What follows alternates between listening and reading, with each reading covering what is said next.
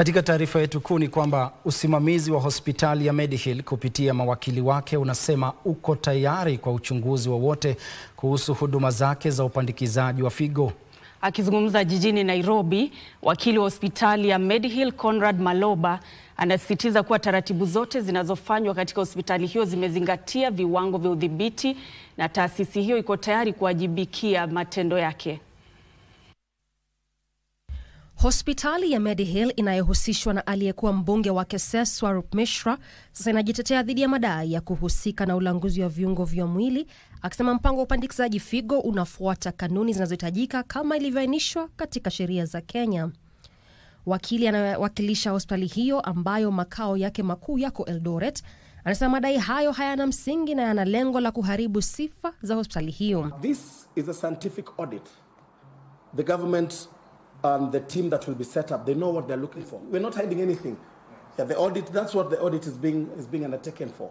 Aidha, alisema hospitali hiyo iko tayari kushirikiana na asasi husika za serikali kwa ukaguzi wa kina ili Wakenya wajue ukweli. But what the government has done is that they have said suspend kidney transplant pending a scientific audit.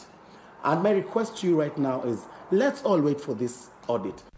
Haya yanajiri huku kamati ya bunge la taifa kuhusu afya ikiahidi uchunguzi kuhusu suala hilo kupitia mwenyekiti wake Daktari James Nyikal. Kamati hiyo inatarajiwa kuchukua muda wa siku 8 kuchunguza iwapo taratibu za upandikizaji zinafuata miongozo ya sheria na maadili. What this committee has just done now is actually set up an inquiry, a committee inquiry on what exactly has gone on.